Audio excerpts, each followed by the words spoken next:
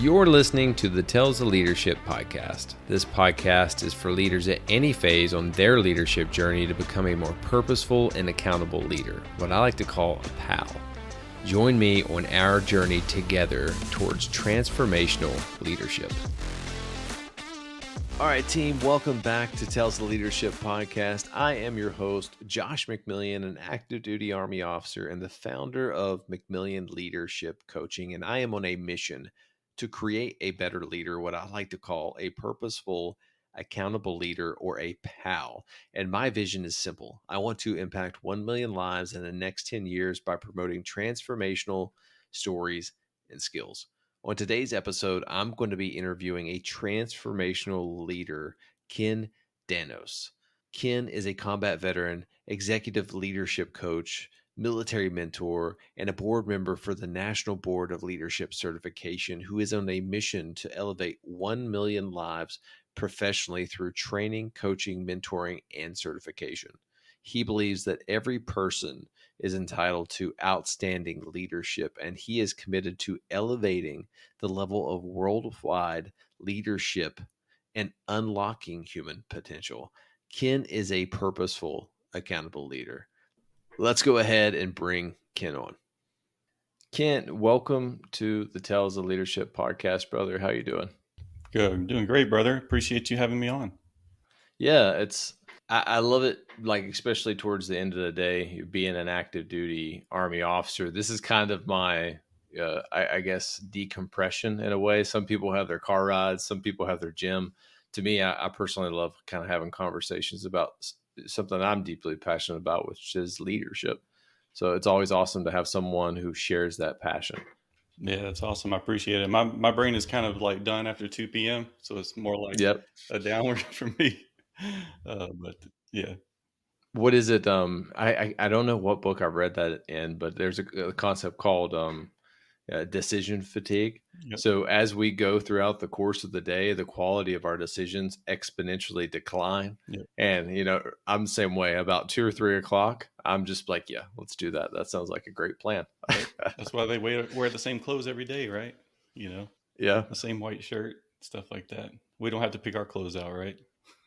Well, it's funny you say that. The job I'm getting ready to go do is it's a SOCOM organization, Mm-hmm. and we wear civilians. And I'm not lying when I tell you that I am deeply stressed out about what I need to wear as a civilian, because the last 16 years, the Army's told me, hey, wear this, wear that, wear this. And I'm also a little bit, perturbed that I just spent like $2,000 on new uniforms that for the next 2 years I'm never going to wear, but I have them, so we're good to go. I know that feeling. You just got to find that one person that really knows fashion, I guess. Because I was when I was in civil affairs, we wore civilian clothes a lot, and I had to start wearing suits and stuff like that. And I would pick ties and shirt and jacket combinations that my team leader was like, "No, you can't wear that." I was like, "I don't know, help me." Yeah, so I'm from like rural West Virginia. So I have my apparel of choice is, I don't even know if this is appropriate to say, but Ranger panties, bright green neon Crocs, and usually a sun hat, and that's usually what I wear. Nice. We'll get along. Yeah. So I think before we dive into this, take the time to provide an overview to the listeners of who is Ken. Yeah, so Ken currently, just like you, currently serving active duty Army officer. Right now, I'm the commander of a medevac unit here at the great Fort Novacell, Alabama. Been in the Army for 21 years this year, so this will be the end of the journey for me, ending out on with the best job in the Army probably. Number one, ending in command, and number two, probably the best medevac company. I'm a little biased, so yeah, that's where I sit right now. But as far as who I am as a person, we might get into it later. But I really love watching people grow. That's kind of one of the things. My highest value is growth. I've done a little bit of soul searching, checking to see what my values were, and growth always ends up on the top of it. So anytime I can give that to somebody else, it just it's so fulfilling. So that's kind of who I am as a person. That's already a great place to start because it took me until I was probably like 36 to understand the concept of a goal oriented mindset and a growth oriented mindset. And I see everything rises and falls on leadership.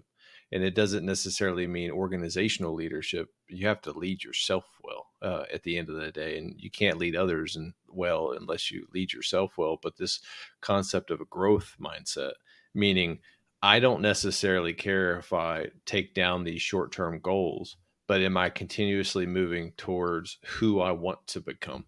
Hmm. Or is the organization moving to be the best that they possibly can? Are they working to achieve that common vision, shared purpose, all of those things? And it's all focused around growth. And what I've learned, the more I grow and the more authority that I have, the more stressed you become when you have a growth or a goal mindset because there's Hmm. so many different competing things on our minds. But if we have a growth mindset, well then whatever the day gives doesn't matter. I'm going to figure out a way to kind of work through that. So that's already a beautiful nugget. Yeah, and it reminds me of Simon Sinek in the Infinite Game. Instead of focusing on that next goal and just hitting that next goal, focusing on, there's a just cause that you're trying to accomplish, and you have to realize and admit to yourself that, the thing I'm trying to accomplish is infinite. You know, leadership in that way is an infinite game. There's infinite ways we can learn as a leader, and become, the purposeful, accountable leaders. Infinite ways we can improve and grow in that. He gives examples like solve world hunger, or achieve world peace. There are these just causes that are way beyond us, and they're infinite. So once you commit yourself to an infinite game, those goals aren't as scary. There's a concept when I was getting my master's degree, because I'll tell you this, when I was getting my bachelor's degree, I totally did not challenge myself. I got a criminal justice but because I wanted to go in the infantry and all of that stuff. So I was like, all right, my OML list has to get high. So what degree has no math in it? And well, the army, got one over on me. So when I got my master's degree, it was in engineering. And I looked at I looked at the professor and I was like, "Hey, just so you know, sir, I have a liberal arts bachelor's degree, and the highest Hmm. math I've ever taken is algebra." Nice. And it wasn't pretty, but it was the concept that I learned, the body of knowledge, and kind of what you talked about, like that infinite growth mindset, is that we may not meet our full potential, even in this life, like Hmm. solving world hunger, but we can continue to work towards that goal and then leave that with someone else to carry the torch. And I always have this mindset of when I go into a leadership position now is I look through me, if that makes sense. So Hmm. I am a temporary person in the seat holding a position, but how am I setting the organization up for long term success beyond me, not just myself? And that's another, I think, beautiful nugget. Yeah. In that same vein, I also see, when you're faced with a challenge, instead of seeing yourself facing that challenge, you see it as, this challenge has been put here for me to learn this so I can help other people grow in the future. Like every time I have a challenge now, I add it to, all right, I need to teach about this. This is a teachable moment that I want to capture and remember every detail that happened, what steps I took and didn't take, learning about people and how we all work, and use it as, a teaching tool later on. So, just committing to, teaching people this kind of stuff has definitely helped me, in the present. And I'm also reminded of people like Elon Musk. He says he wants to start a colony on Mars, right? You think he's going to be alive for that? I don't know. You know, he's He he may, but may, we'll but see. with his, technology, he might be alive that long. So 21 years in the military, and where are you serving right now in Alabama? Fort Novacell, and I love our name change. Let me tell you why.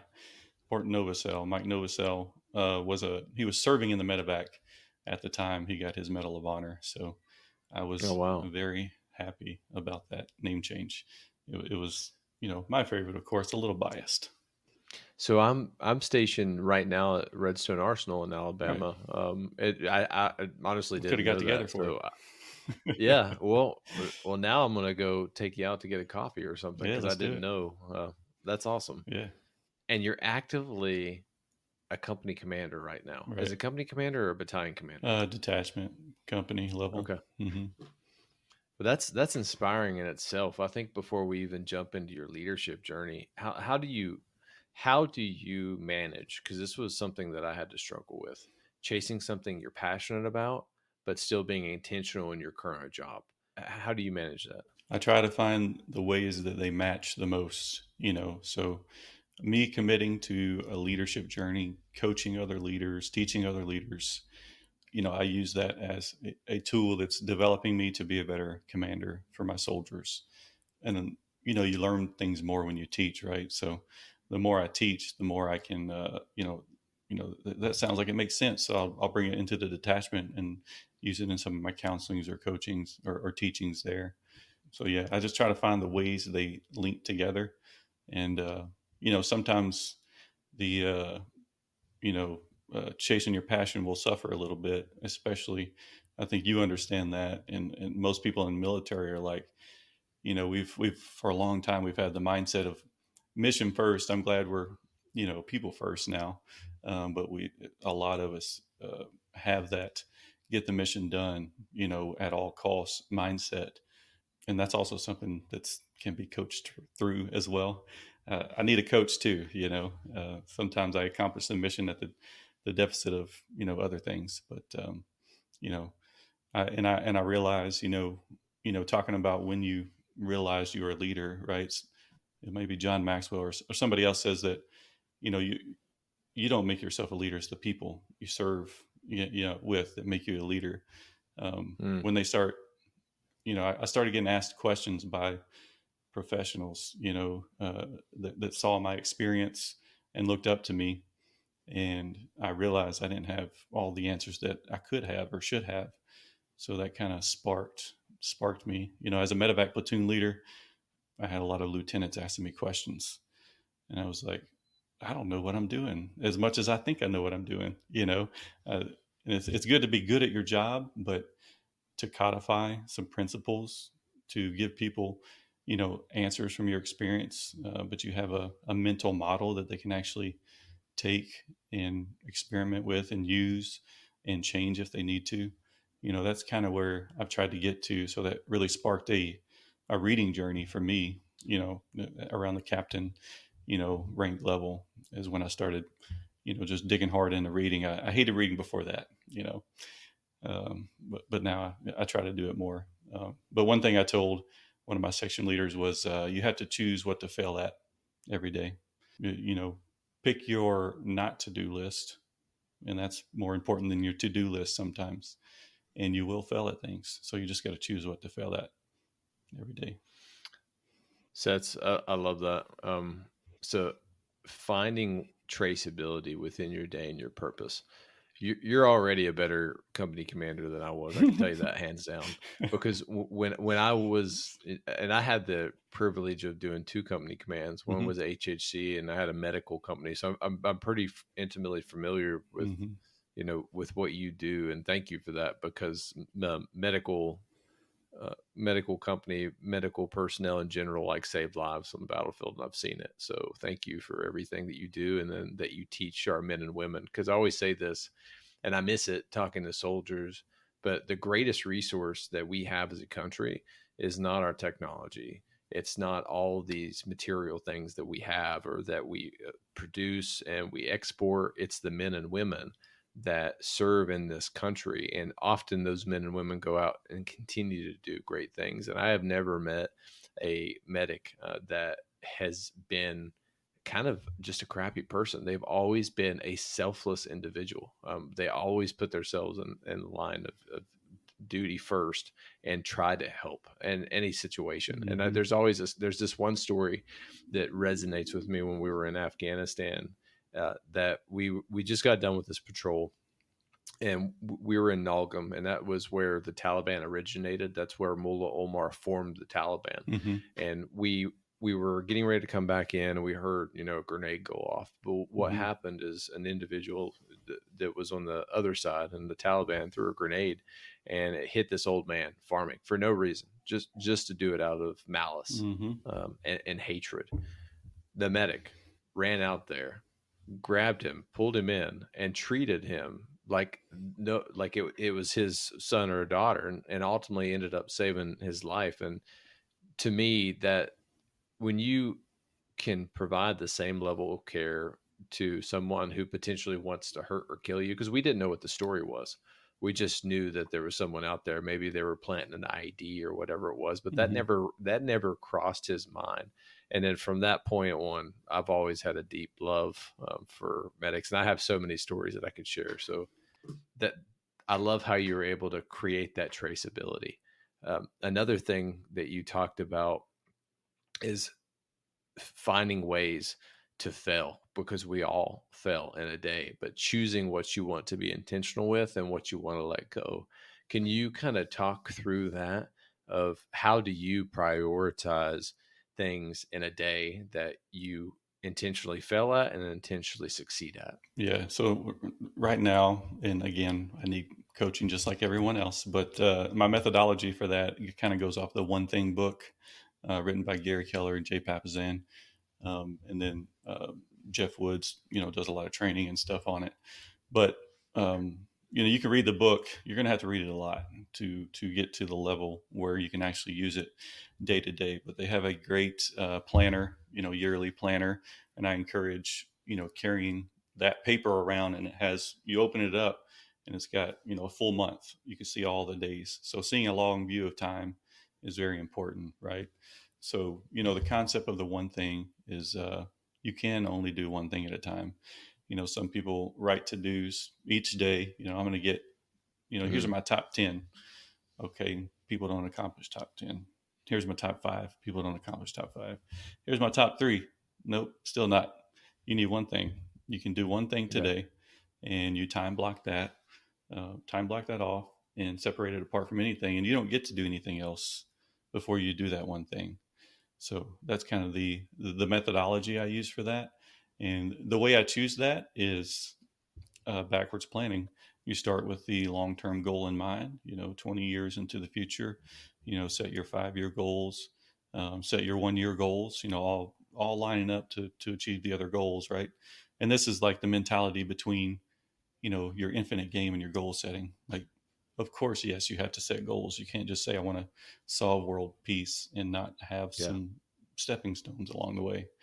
Um, but setting those goals year, and you get all the way, and they call it time blocking to the now. So every in your 30-day calendar, you have the one thing you're going to do today and the exact time you're going to do it.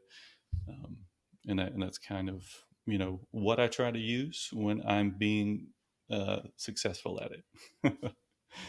So that's another great point, because we talked about like kind of a growth mindset, but like Mhm. really digging deeper into that and peeling back the onions is, yes, you're looking long term, like in a vision, but there's a concept of being able to see it, being able to say it, being able to plan it, and be able to replicate it. And General Mhm. Petraeus had a really good analogy for that, and I'm gonna have to find it. Mhm. But in order to achieve that long term vision, you have to have some type of metric along the way to make sure you're still going on the right azimuth. Mhm. So it's just like a land navigation. The first time that I've tried to do that, I was so far off, that I basically failed the first time that I've ever done it. Yeah. And that is the truest form of a long term vision. If you're walking 2,000 meters in a wood line and you have a direct line azimuth, well, maybe you're not going to necessarily walk there,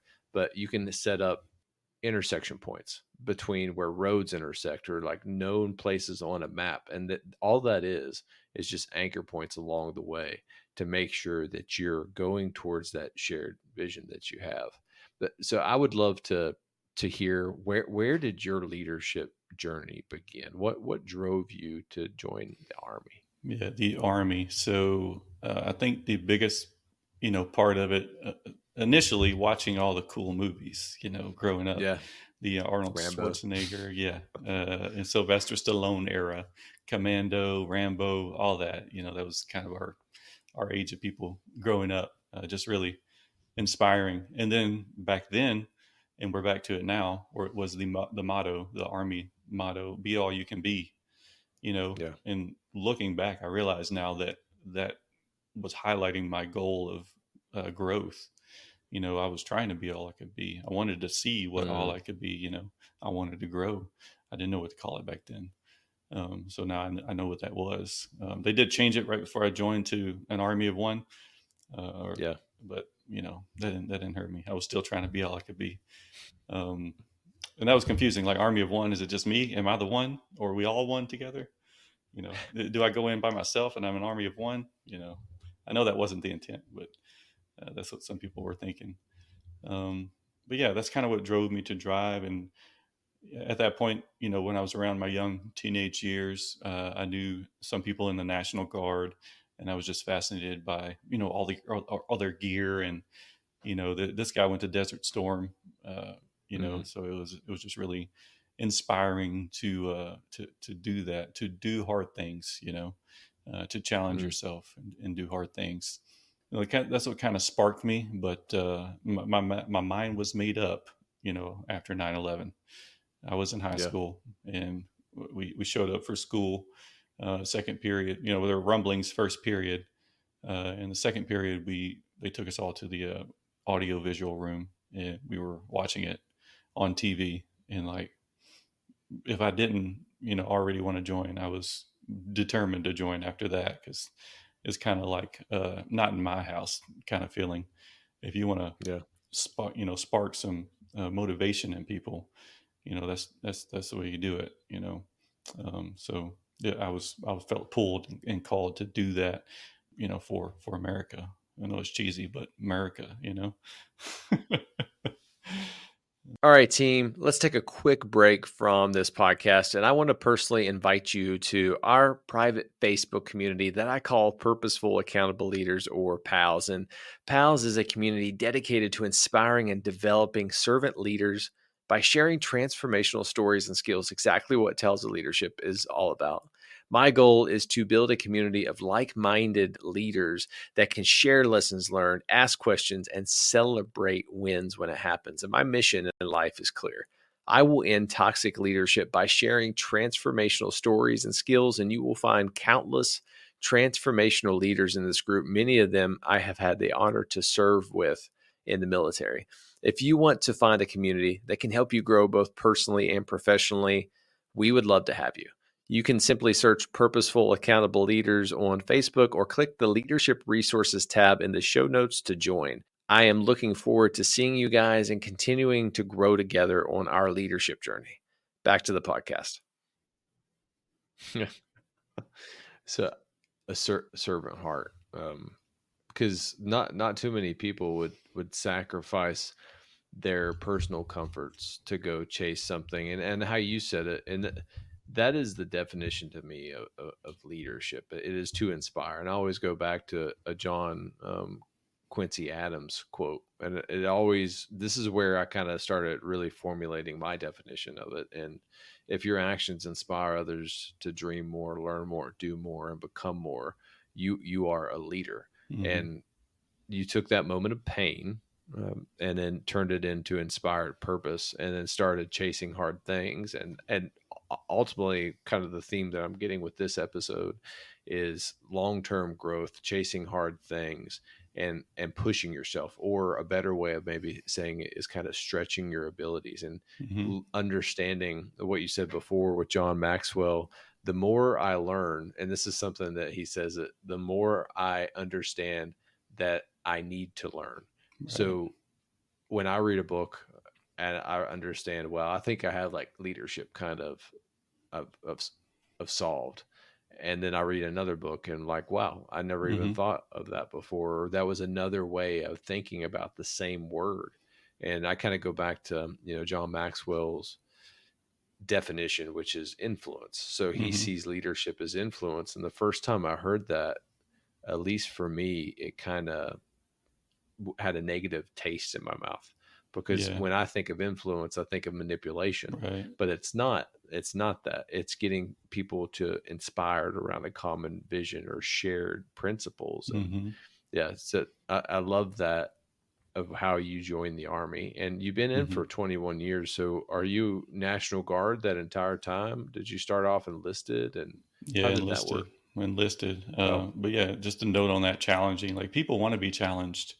They may not admit it all the time, but yeah, people want to be challenged. And as a leader, I see that as one of your jobs is to challenge people, yeah. to help them grow. Because that really is the only way you grow is to work outside your comfort zone. You know, everything that you want is just on the opposite side of fear. So, you know, just a note and a nugget on that. And I've never thought about the servant heart phrase like you said that, and that kind of Mhm. you know, it gives me another term to use. But all the jobs that I went into in the military, I can see now that it was kind of from a servant mentality and a servant heart. So I really like that term. But yeah, I started out enlisted, 2002, came in and joined as a parachute rigger. The recruiter A I went to, thankless but needed job. yeah, yeah, it's a small community and it's great and I Yeah. miss it. Um, the recruiter told, you know, I went to the recruiters and looked through the jobs. All right, unmanned aerial vehicle operator. That sounds cool. Can I fly remote control drones around everywhere? And he's like, Oh wow. nah, you don't want that job. You don't want that job. You know, you want to be a parachute rigger. You know, and I was like, oh, okay. What's cool about that? Is they get to jump out of airplanes, and I'm like, you know, I'm 17. I don't know if my mom will let me do this. He's like, don't worry about it. You'll never deploy. You know, so we go to mom and say, this is what I want to do. You know, recruiter promises me that I'll never deploy with this job, right? So will you sign this paper? uh, You know where I was a year and a half later? Iraq. Iraq. That's right. But it was Oh awesome. man, what recruiters will say nowadays. It's funny that you bring that up too. Is so I was General Todd in an OPD not too long ago, and we were kind of talking about like the Army's trying to find itself again, Hmm. right? Like Hmm. so the be all that you can be, which to me that resonates Hmm. because we're always trying to grow and learn more. And personally, the military has been phenomenal, at Hmm. least from my standpoint, because I come from rural West Virginia, of where everyone in my family is either went into forestry, like literal lumberjacks, or coal mining, and that's all that we knew. And I kind of broke that cycle, but I would have not have been able to break that cycle if it wouldn't have been for the Army and its ability to stretch me to the capacity that I had within. And I absolutely love that. But what inspired you to leave the enlisted corps to go be an officer? Yeah. Before I answer that, I do want to hit on an analogy I like to use with the military and how it, you know, forces you to grow. And I think a lot of us come into the military like, you know, we're trying to get away from somewhere that we maybe think isn't the ideal place for us, you know. So I'm kind of similar situation, just a small town, you know, in West Tennessee where I grew up. But I consider the military, you know, kind of like a river or a stream. You know, you have a goal, a place you want to go. There's, of course, a way to Mm, go, maybe walk over some, you know, hard terrain, mountains and whatever. But, you know, there's a stream going somewhere, you know, and if you just take the initial step, the first commitment, and get in that stream, then it kind of, you know, takes you to where you want to go.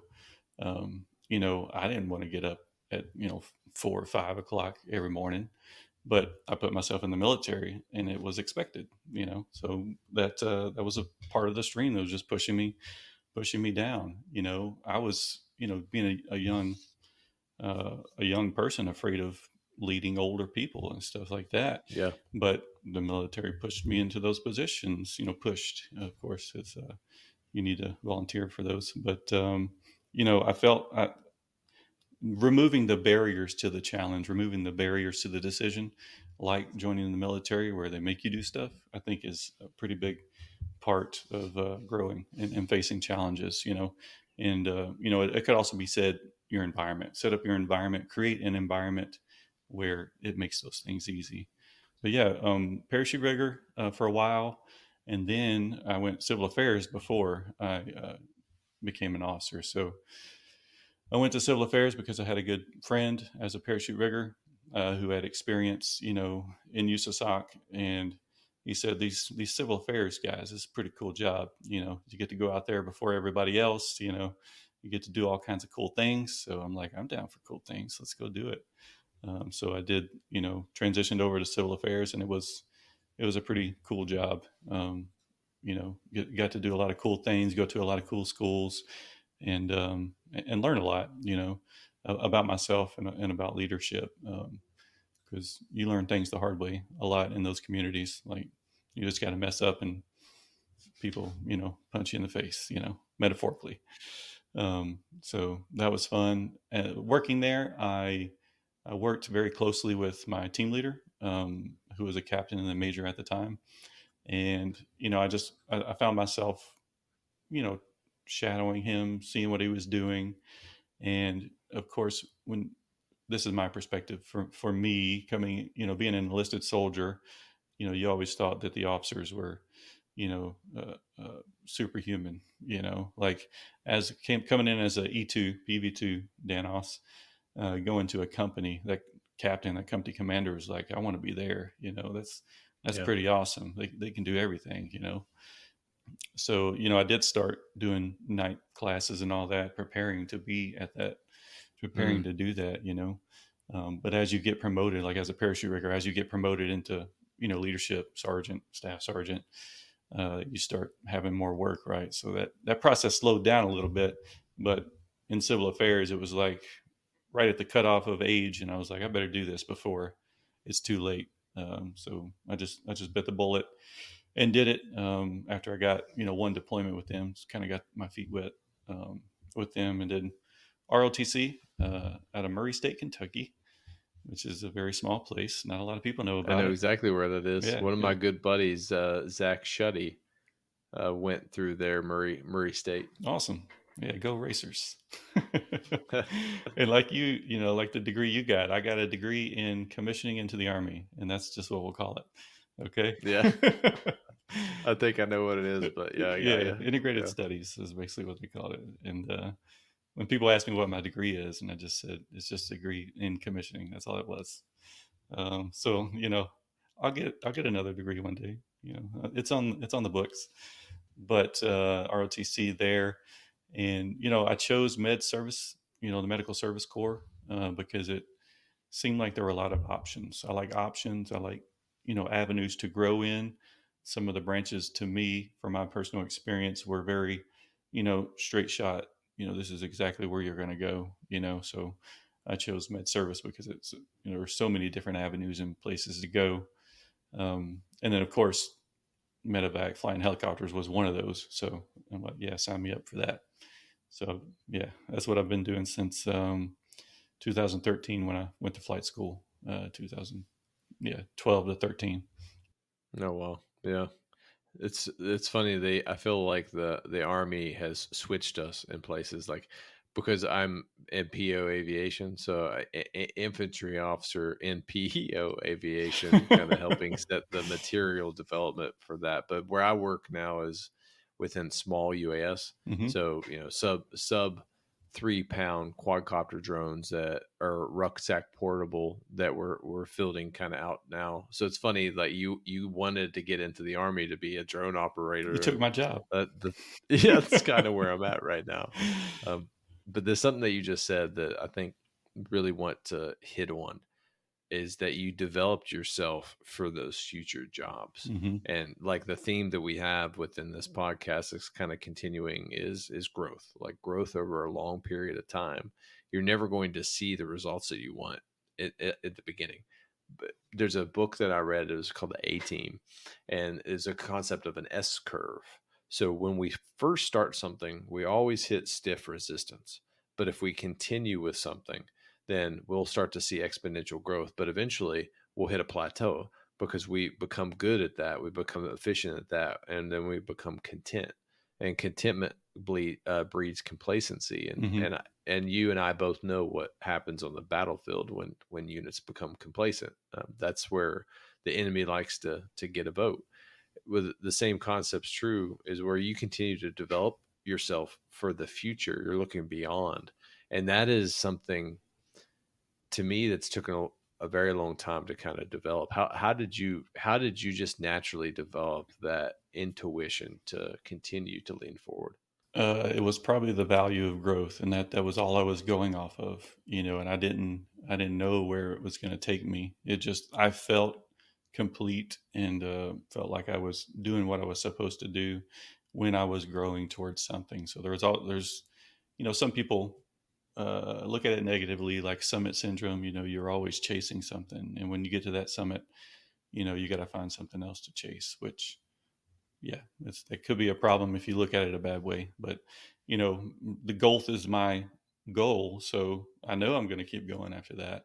So it doesn't bother me as much. I don't like we said, I don't look at that one goal and that's it. When I get there, I'm like sad about it. It's just I know that consistent growth is the key. And I use a lot in coaching and counseling and mentoring, and I tell people that consistency and persistency wins over talent and all this stuff every day, especially in business. Like if you as a business you can outlast all your competitors, just that one thing, outlast them. Set all your systems up to outlast them, the infinite game, keep that in mind, then you will be successful. You're going to be a giant basically. So I've learned that committing to growth um, has led to that consistency and persistency in pursuing things. Yeah. I love that. Hmm. Consistency and persistency. Right. It wins over lots of things. I'd like to hit on a couple of things you said earlier. We can step back a second. Talking about the medics Yeah, go ahead. in the military. I just wanted to say that in the medevac community, our medics are trained to such a high level, that it's ridiculous. How high of a level they're trained to. Um, they're actual paramedics. Flight certified paramedics who could as easily go out into the civilian workforce and make a whole lot more money than what they get paid in the Army. But they're so dedicated to it, and I'm just always very surprised and pleased with the caliber of the flight medics that are in the Army. So just makes me proud to serve with them, and they're always dedicated themselves to serving others and saving others. On the battlefield. Yeah, no, I can't say enough about them. Another story, we'll kind of get into detail. A highly stressful situation. Quadruple amputee medic applied 4 tourniquets within 30 seconds and ended up saving his life. So, and other people, you have that fight or flight response. They're kind of sitting there, shell shocked. Hey, what just happened? Hey, let me check myself first, right? Like, okay, I got all 10 fingers, all 10 toes. Nope. He immediately went to that point of friction, and then applied the tourniquets, and because of that, he saved that individual's life. And I remember this from a brigade commander telling me when I did my first company live fire. It's just always stuck with me, and it's a story that I always tell. I didn't know where to place myself Mm-hmm. when I was doing that live fire exercise. I knew that I wanted to be somewhere that had good command and control. I could see the battlefield. I could maneuver my forces. But he brought up the concept is that you have to be able to look through this and identify with your intuition of where those points of frictions are going to be on your battlefield, the places where your platoon leaders need help, to where their platoon sergeants are focused on, CASEVAC, medevac, those types of things. That's where you need to be. You need to be at those points of friction to kind of help the team go through. And it just reminded me of how that medic selflessly dove in head first, not even checking himself, but just to check someone else. I would love to know, when was the time that you first had that spark, that purpose of where you were able to trace your love for coaching to the love of the military, and how did that go for you? Yeah, I think it goes back to what I talked about earlier, that as a platoon leader, as a captain, platoon leader in the medevac company, I started getting, these first lieutenants coming in and asking me hard questions about management, leadership, time management, all this stuff, and it really sparked me to learn more. And as I gave intuitive answers to how I handle things, I started to see that I did have a way of doing things, and I did have a model that I use. I just never codified it. And just seeing sometimes that it did help them. I'm not saying all my answers were right, but helping them, seeing that they were able to learn from some of my mistakes or advice, and grow themselves, really kind of sparked that in me. And we you've had the experience. I'm sure we haven't always had the best leaders. You learn from those as well. um, so I've had great leaders and I've had bad leaders, and the great ones really inspired me to grow. Like one of my battalion commanders, always having LPD, and we would do hard stuff like a PT test, add 2 miles onto the end for a 4 mile run time, do a 12 mile ruck, shoot your weapon, do a medical lane, and that was your morning for the Shadow Warrior. I think he's what called that competition. Um, that and doing evasion lanes and stuff like that. It's those things that, like I said, challenge people. Want that in the moment. Just like everything that's hard, you're like, why am I doing this to myself? Why did I sign up for this? Why is this person making me do this? And then afterwards, you're like, look at what I did. I did this and that and that. So you want to give people that opportunity. So that's what I want to do for people. I want to give them that.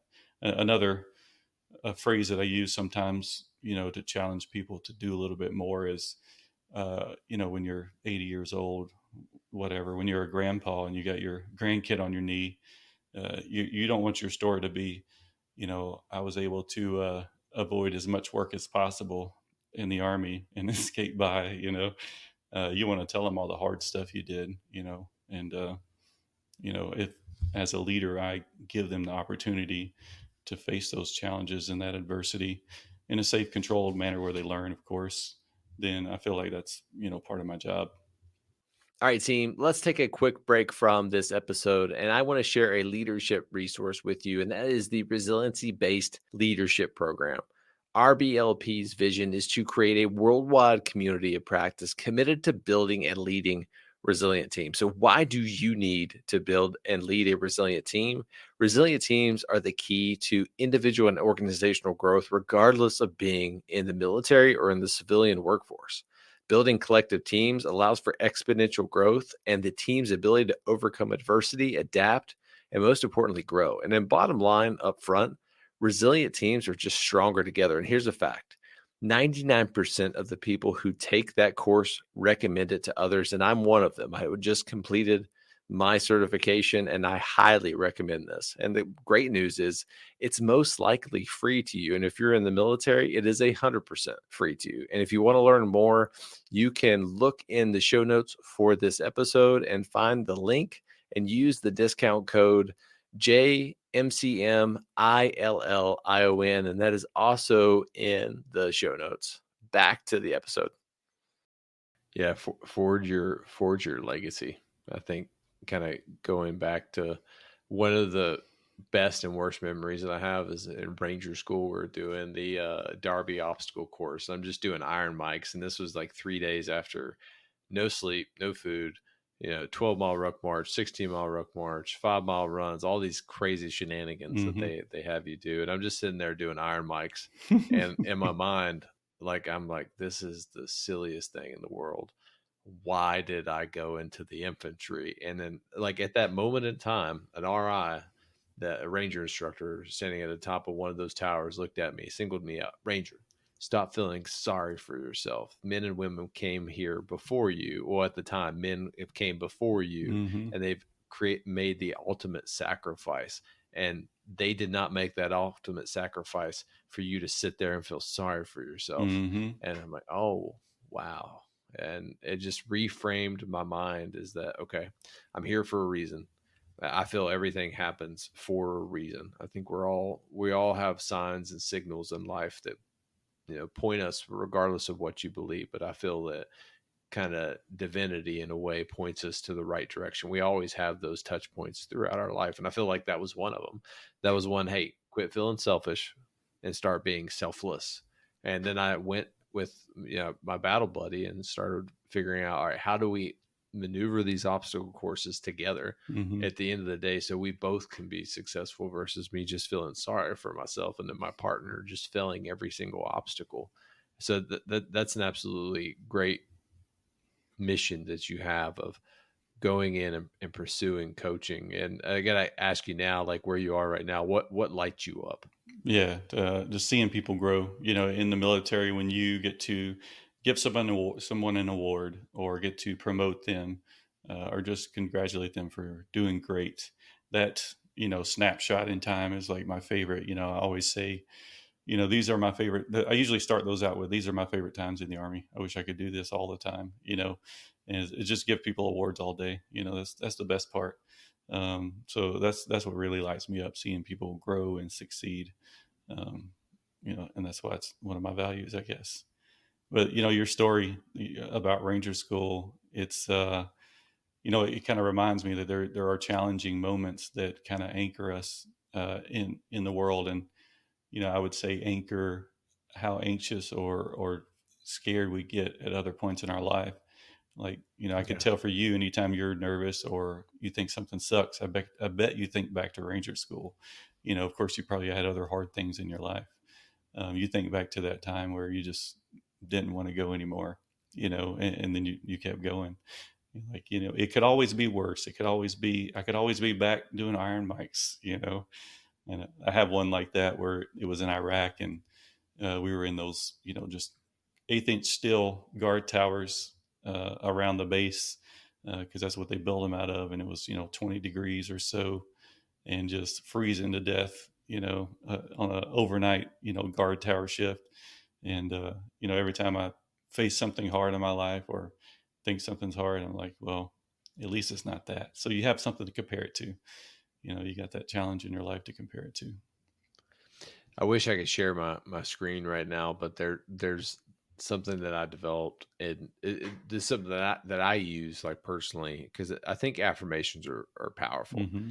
if there is head heart hand alignment, meaning that it creates an internal fire, burning desire within you.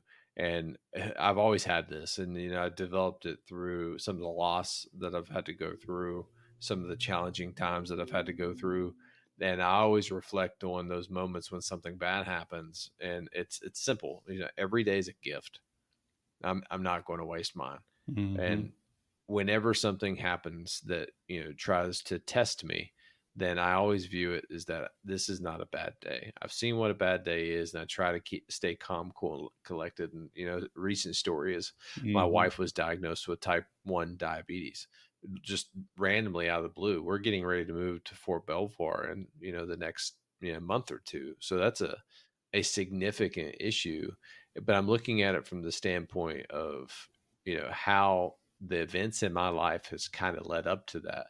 I'm not viewing it from a victim mentality. I'm viewing it from what challenging events in my life has kind of led me up to it. And that could be a whole podcast in itself. But it goes back to every day's a gift. I'm not going to waste mine. And I challenge anyone to have a strength statement and argue. I think you have one too. The time in the tower guard, just being miserable and Hmm. understanding what a bad day looks like.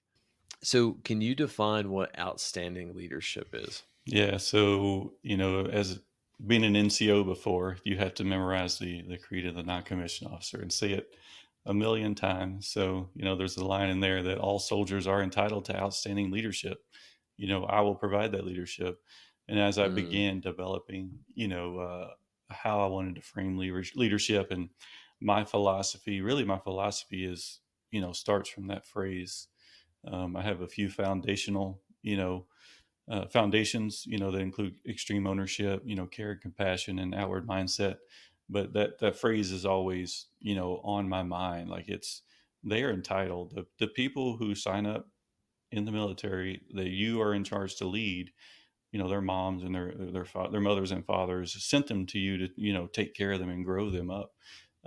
They're entitled to that outstanding leadership. You have to develop that as a leader in the military, and I charge all leaders with that. Like, people come to you, you're the leader, you have to do that.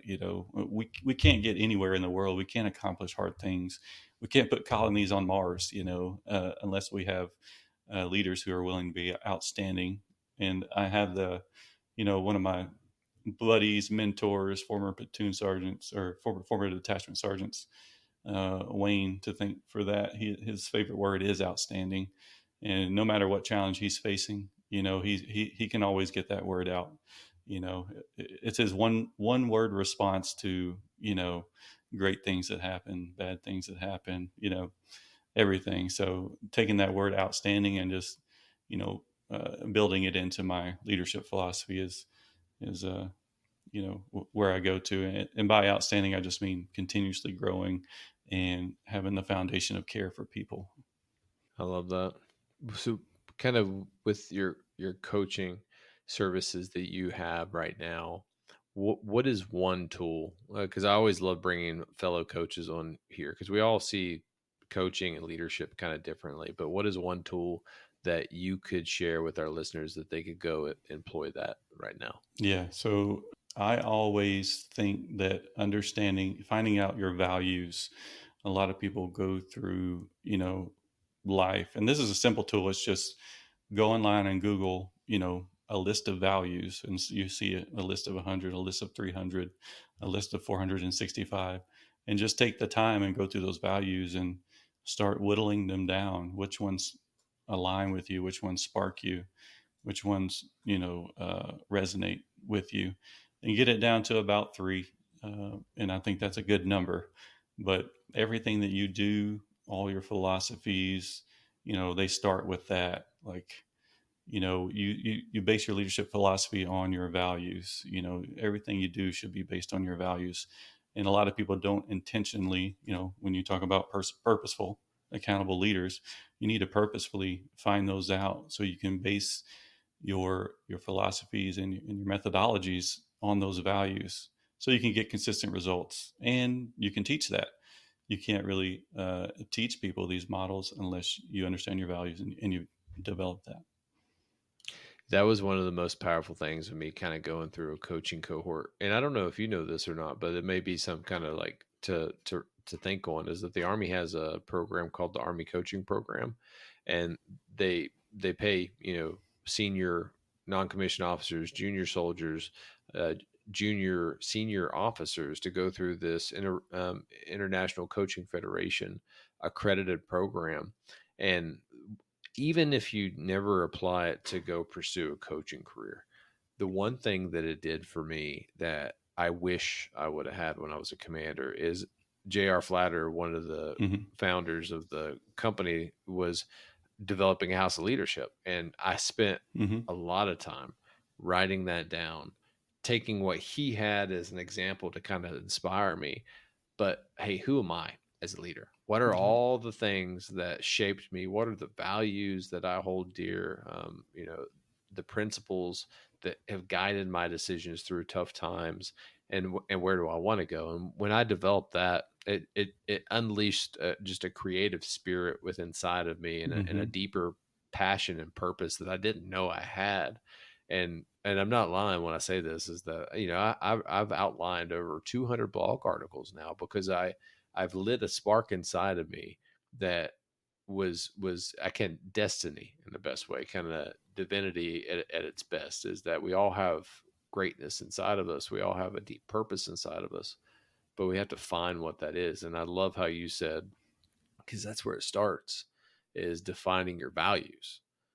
You cannot make, and this is one of the things that I really want to make sure that the listeners, because it's so true, when you are encountered with a tough time or a tough situation, or you're in a tough environment, unless you confidently know who you are and what your core values are, you're never going to be able to make bold, decisive decisions.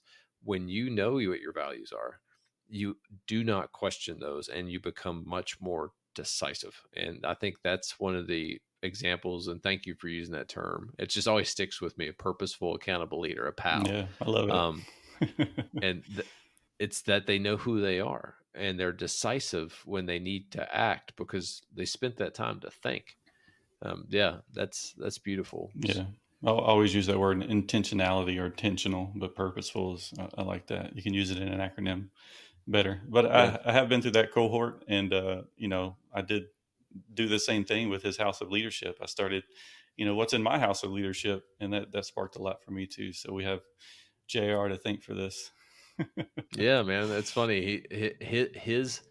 His shield that he kind of built, when we're going through that, has just touched so many lives. And I don't know what your vision is, but for me, I want to positively impact 1 million lives in the next 10 years. And that's a strategic number because that's a pivot point of where I could transition out of the military or I could continue to stay in. It really depends on where I am between work, family, and self. Like where am I? And yeah, I think that was one of the best exercises that I've ever spent time on, and I think something that the Army needs to invest more in. But kind of walk into like the coaching services that you have right now. Could you walk me through what is the National Board for Leadership Certification and kind of where you're at? Yeah, so this is, codifying, leaders. Like we went through a coaching course, that in, to be certified as coaches, pursuing the ICF certification. And what that does for us is, enforces accountability on each of us and gives us a Mm, way and goals to pursue. So, the National Board for Leadership certification, I believe, is a way to give leaders an avenue. Again, put yourself in that stream, that river, and be shown and faced with these challenges, and completing these modules that you need to complete, demonstrating your leadership, learning, working with other leaders, and then you know at the end having that certification that says to your future employers, that this person is a certified leader. This, I think you probably experienced the same thing in so many jobs that people are promoted to leadership because of technical, competence and tactical competence, and they weren't really prepared for leadership at that time, because most of the stuff they were good at had to do with completing the job. So I've seen that as a need, and that's kind of why I've accepted a position on the board for the National Board for Leaders, and I'm trying to get the message out there and make that something that more people want to pursue. And again, it's purposeful, and it's intentional. If I want to grow as a leader, growth is a big thing for me. Then I'm going to put myself in some kind of stream to pull me forward to that goal. And I think that the community that surrounds this certification is one of those. yeah, that I love that and how we're probably in a very similar cohort, Hmm. but we took that and we didn't stop growing. And I just see a lot of similarities between you and me.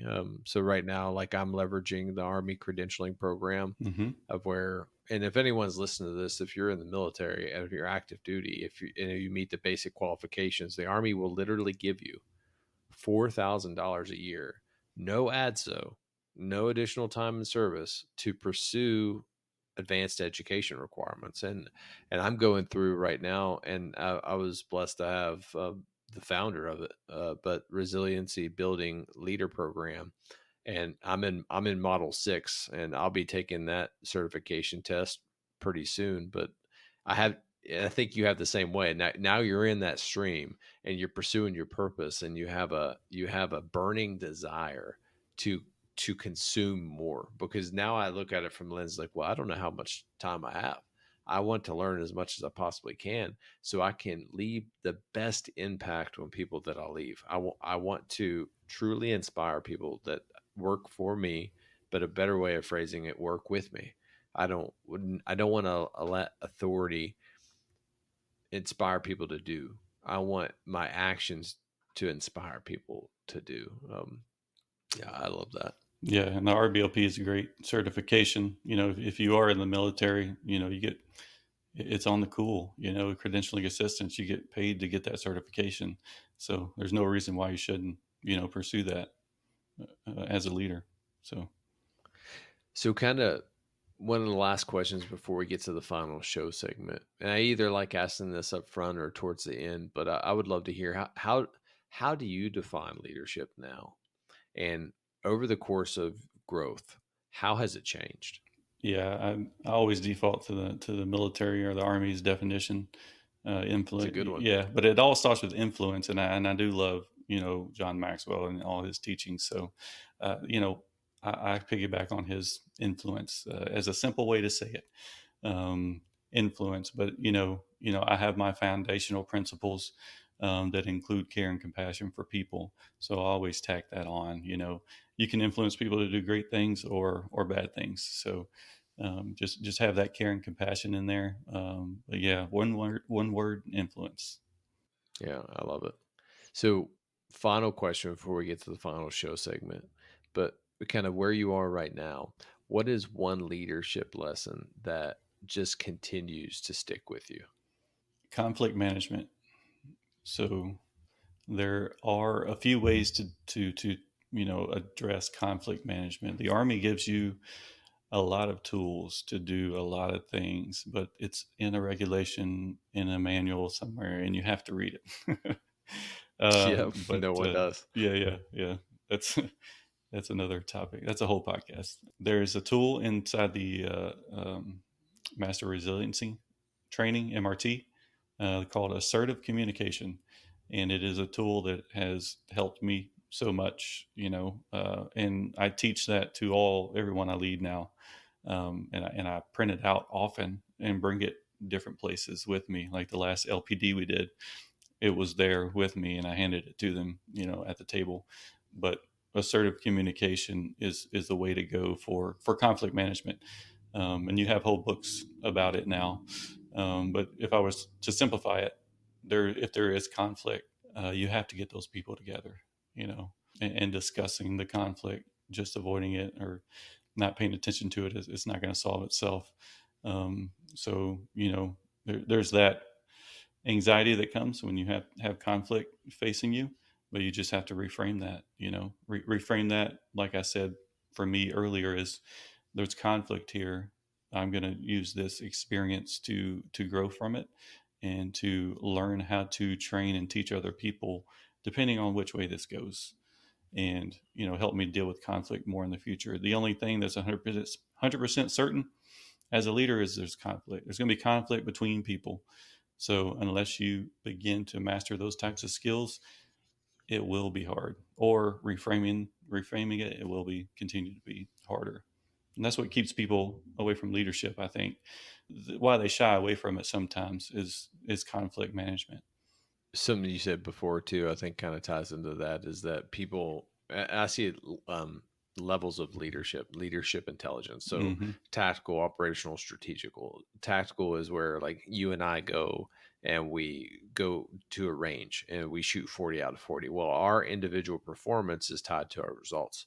But as you grow through your leadership journey, your individual performance is not tied to the results of the organization. It's tied to the individual's results. And you're spot on, man. You're spot on, is that people avoid leadership roles, even when they're made for it, even when they have the right heart to do it, Mm-hmm. because they don't want to be in conflict. And I learned this, a powerful lesson. We won't get into it because we're already at an hour, Mm-hmm. which is, it blows my mind how fast these podcast Yeah, episodes go. definitely. But you either can be courageous for 60 seconds and confront it and work through it, Mm-hmm. or you can allow that 60 seconds of courage to turn into 60 hours Mm-hmm. and then continue to erode the culture of your organization. So it's a choice. Either confront it, be uncomfortable for 60 seconds, find common ground and work through it, or let it to continue to erode your culture. It's time for our final show segment that I like to call the Killer Bees. These are the same 4 questions that I ask every guest on the Tales of Leadership podcast. Be brief, be brilliant, be present, and be gone. Question one: what do you believe separates a good leader from an extraordinary leader? A good leader from an extraordinary leader. Intentionality, intention. I love it. So the second question, what is one resource? It could be a book, podcast, Hmm. whatever, that you could recommend to our listeners. Assertive communication and MRT. Okay. I like it. All right. Third question. If you could give yourself, a younger self, a piece of advice, what would it be? My younger self, a piece of advice. Wow, that's a good one. Face your fears earlier. Mm, That's probably what it would be. I would probably I would have grown faster if I would have faced fears a little bit earlier in life. I felt like I matured a little bit later into understanding that. So mm. yeah, face your fears, and everything that you want is on the other side of fear. I love it. Everything you want is on the other side of fear.